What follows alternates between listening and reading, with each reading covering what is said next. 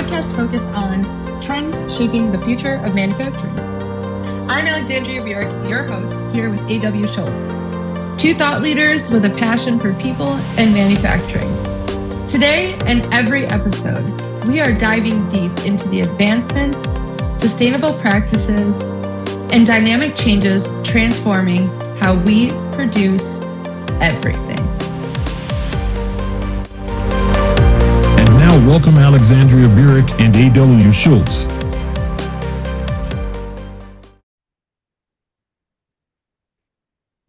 Well, hello, everyone. This is Factor the Future, and I'm here with Alexandria Burek as always. I'm A.W. Schultz. And today we are going to be talking a little bit about worker of tomorrow and motivation. And Alexandra, the way I thought I'd open this up is I was part of a survey about a year ago, and we got about 4,000 people that were able to complete this survey. Many different industries, but primarily within the manufacturing and the energy sectors of it. What I found interesting in this survey was about 60% of those that we surveyed feel that they're going to be looking for a new position in the next 12 months. And for us, when we did this survey, we're a little surprised about that so many people are just able to pack up and leave and go somewhere else at little to no notice. And it kind of led me down to the route of what drives employees, what's motivation for it. And in that, I've been doing some research on what drives motivation and creates that human-centric approach, very similar to when I always talk about Industrial 5.0. And it came across one theory that has really been kind of circling around that I've been spending a lot of time in my research, and it's around the self-determinational theory.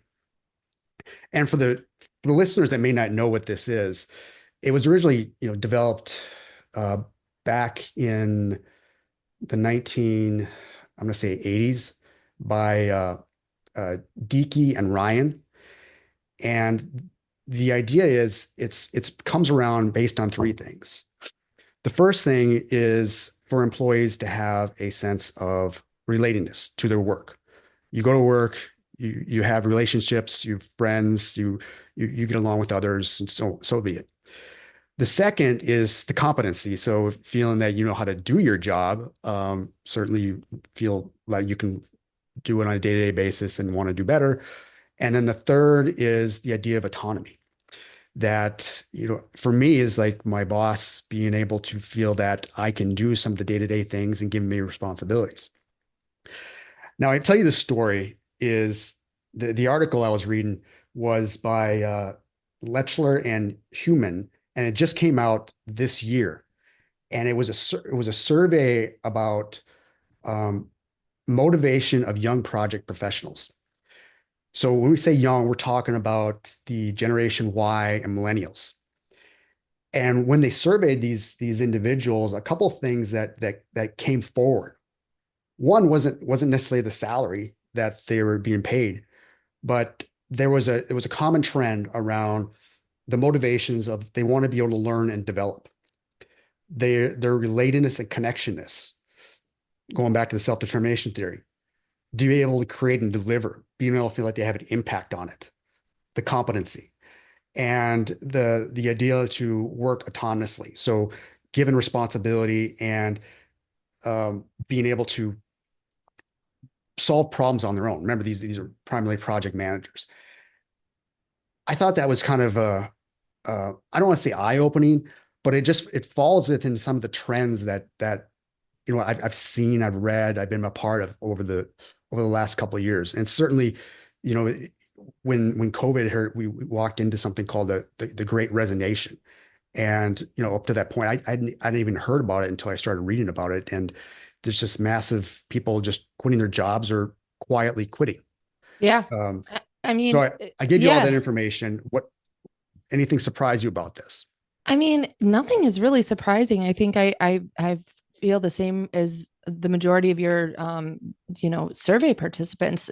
As we were talking about this, I just can't be surprised by 60% of people looking for a new job. I mean, I think about me personally, it was probably late quarter three. I mean, I've been on this whole journey for 2 years, but late quarter three this year, I was like, well, I've got to do something because the cost of living is not going down. I don't see that in my magic ball in my future, of like things returning back down to pre, 2024 prices, like 2023, 2022. So, I mean, I look at the cost of just normal household items.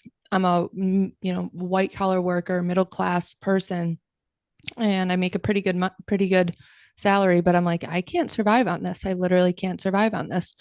So I was forced in the last, I would say 3 months, to get real serious, look in the mirror and be like, what are we going to do about it? And I have done everything I can at the company I'm at to communicate, interest in growth opportunities, higher roles in the organization where I can bring with me my social equity, my tribal knowledge, and all these other things that I think do give the organization an immense amount of value.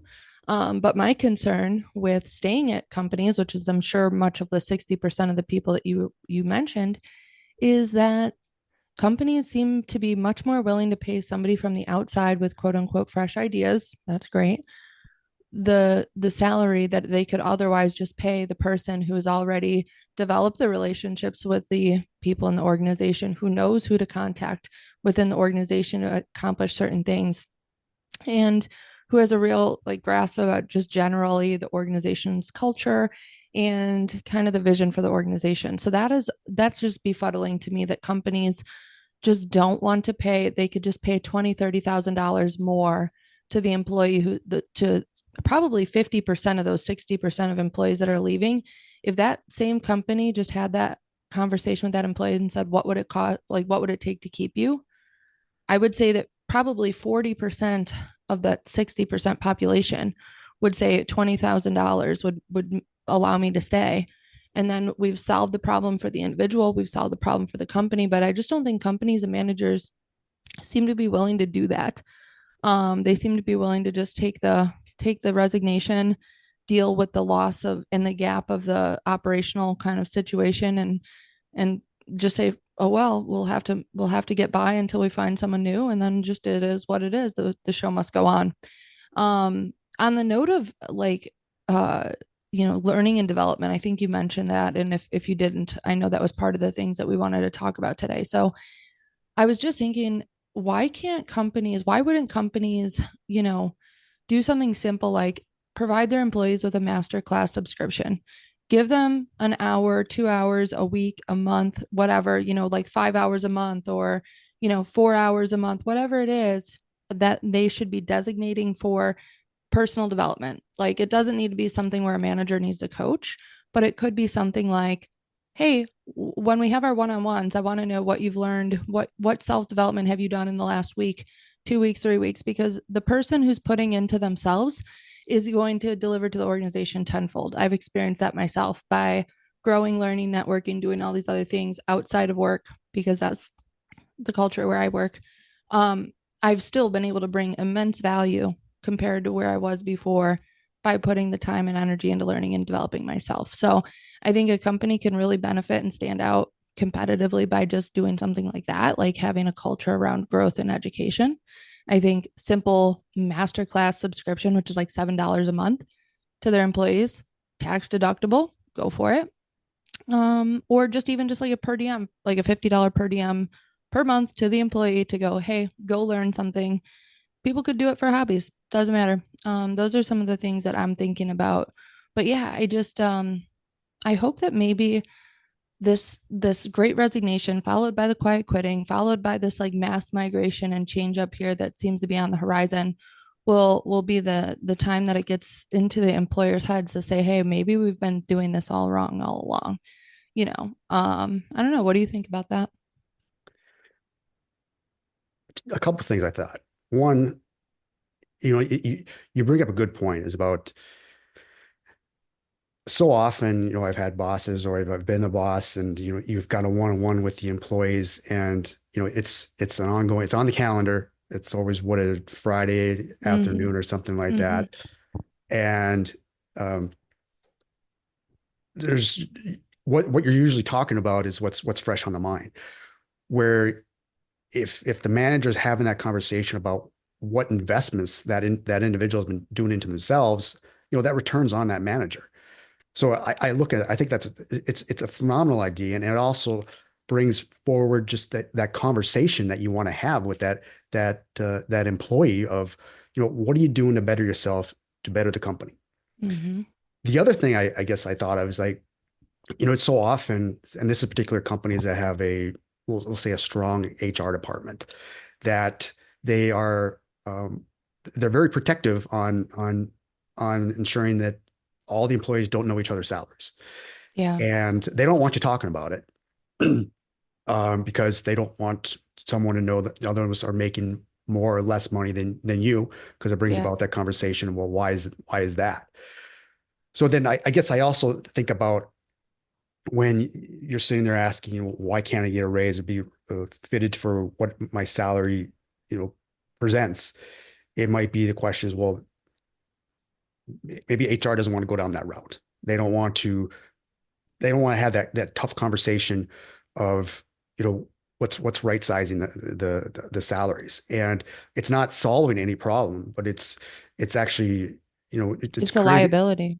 it's a liability, and it for me, they're more concerned with protecting the company than protecting the employee and just letting that employee leave. Yeah. So that's what's going through my head. Yeah, no, I couldn't agree with you more. And I didn't see our conversation going here, but it's really interesting that it has, because just recently we were on a conference call and it really got windy, right? Like we were talking about maintenance. All of a sudden it turned into our semi truck drivers compensation or mechanics compensation, and the fact that we don't have an equal or, kind of standardized compensation, whatever. And it really spiraled. And I'd also been in a meeting with our VP of our department, and he was like, hey, I need the MIP, which is usually like management, something incentive plan. That's what it is, management incentive plan. So then part of the conversation in the conference call came up that, oh, well, we're doing a pay analysis, right? So then I was like, well, wait a second then. Great. I said, are we doing this for managers? Because now I'm on the team of like, hey, let's do this. Let's look into this. Like, is the org chart reflective? How does that look? Right? Because you move an org chart, technically salaries should reflect the org chart. And I can bet you right now, most organizations, they move the org chart and then they don't change the salaries, right? It's very uncomfortable to drop people. You're almost never going to give people a pay decrease because you've demoted them in the org chart. But they're certainly also not raising up the people that suddenly slid up in the org chart because they're already accepting what that is. So I think from an employee's standpoint, and this is a cultural thing too, I think, but I try to do my, kind of like activism or whatever you want to call it.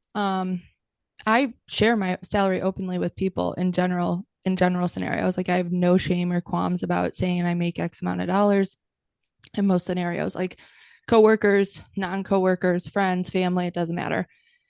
And sometimes it makes people uncomfortable. Sometimes it makes people jealous, but whatever. That's their feelings are their problem and theirs to process, not mine. But I think employees can work together by being more open and having a unified front, right? Like if a team of 6 managers said, hey, because I brought this up then subsequently after the call, I said to other people, I said, we've really shifted our org chart around. I don't know that we have a org chart and a compensation package that reflects that is mirrored of each other. I said, we really should be looking at that, because if there's people who are up in the org chart, but below in salary, that's a pay disparity. There's people who maybe have been inherited and showed loyalty to the company, and they might be grossly underpaid compared to their counterparts who maybe are underperforming even compared to the kind of like tenured employee. I said, we really should, if we're going to do this exercise, we should be doing this from the top down of our organization, our department. I'm going to be shocked to see if that actually comes back and if that word, made it to wherever it needs to be and if any action comes of it. But I think if anybody's listening to this, having that conversation with your team, with your boss, with your boss's boss, with your HR department, and politely and professionally asking those questions is the first thing that you can do to try to make a positive impact on your workplace and make sure that people are being fairly compensated. Yeah, I agree. I agree. Yeah. And I think it comes back to, it wasn't really what you were trying to discuss, but I was thinking to myself that like, so I do a lot of workshops, and Mhm. often these individuals are sent to me from their managers. And one of the things I do in a workshop is I like to do an assessment of the departments. And so often than not, when we just do a walkthrough assessment on it, is that the managers aren't really familiar with what things are need to be changed. But what they do think needs to be changed is their employees and their staff. So they'll send them to the trainings with me, and I'm just, well, I could walk you through the best practices on that, and then but it comes down to the manager. And this particular case, a couple of weeks ago, I had I was doing a workshop on planning and scheduling, and I had four essentially maintenance managers. And I remember they were coming to me and asking, listen, look at this KPI. It doesn't reflect what's what's Success. going on, Yeah. and it's broken. But I can't get my boss to change it. So we've got all these open work orders down in the system, but we're not planning to do work on this. And I said, yeah, it's not going to drive any behavior on that. And he goes, what do I do to change it? And my advice was, just maybe you start taking out a different kind of metric on it. But I said, what you can do is email me, and I'll respond in a professional manner saying, I'm blah, blah, blah. This is my credentials. And well, they knew my credentials because that's why they were at my workshop, but Right.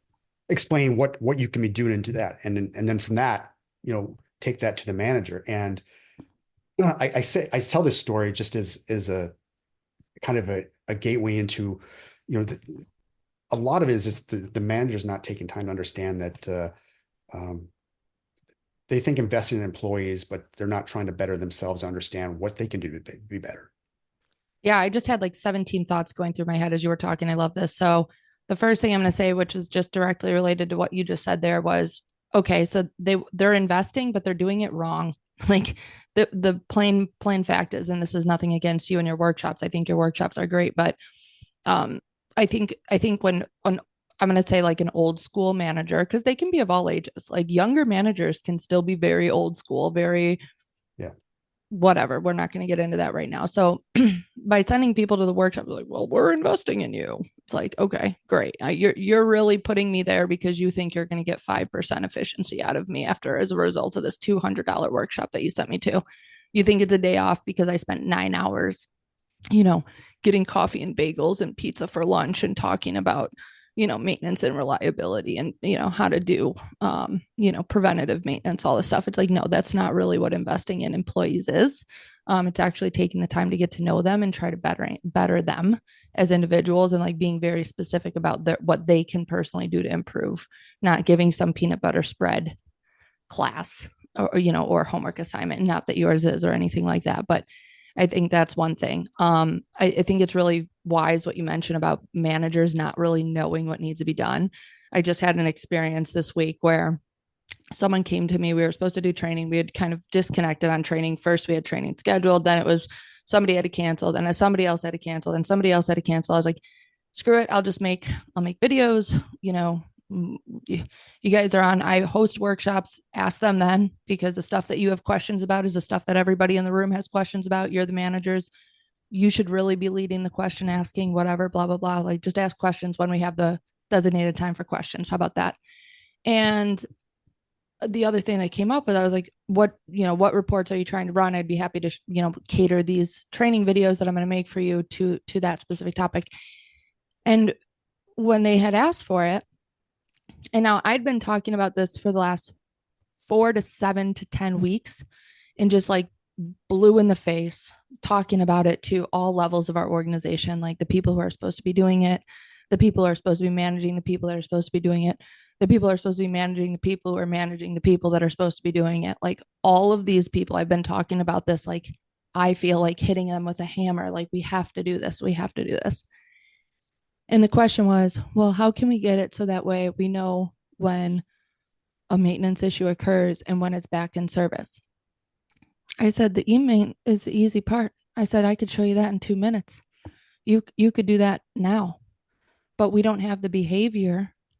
We don't have the business process in place and the buy-in from the end users. They're not executing on the first part of the plan. So none of the reporting matters. You can do the reporting all day, but without the actual business process being executed, the reports in email aren't going to tell you shit. Like, I don't know. I was like, why don't we start with the business, fix the people first, and then I'll show you how to do the reports, because the reports aren't going to matter until the people are doing what they need to be doing, and it was just another example of like, God, I thought you guys knew by now that we're not doing what we said, what we need to be doing, So it's another one of like training people on things, but it's like, well, we're training people on the wrong things, Yeah. And just bringing it back to what we started with, that these are some of the reasons why people leave. Just frustration. Don't feel like they have an impact. Lack of relatedness, I guess. It just, So, I mean, it wasn't surprising data, but I think when you start to, peel that onion back a little bit, you start to understand some of the reasons why. And certainly salary is a difference maker. But I mean, today our workforce is a little bit different. There's 20, 30 years ago, there was a commitment. You start that job and you work your career there. You built your house around your community. You lived in the community that you worked, and your workplace was a sense of its own individual community. There were Christmas parties, and, people were friends, genuinely friends with the people they worked with, and had long-standing relationships with them. Yeah. It's a different world. It'll be interesting to see how this all shapes up. And, all I can say is I just hope that this human-centric approach is pulled forward into a more present current reality, and not so in a distant, far out future. Yeah. Okay. Yeah. Are we clocking out? We are clocking out like finished goods. And we'd like to thank everyone for joining us for this episode on Factory of the Future, and stay tuned for new episodes. Heck yeah. All right. This is Factory of the Future, and we are out of here like finished goods. Stay tuned for our next episode of Factory of the Future, where we're exploring groundbreaking techniques and behaviors that are reshaping industrial landscapes. Don't forget to subscribe and leave us a review, and help others discover the cutting-edge insights transforming manufacturing as we know it.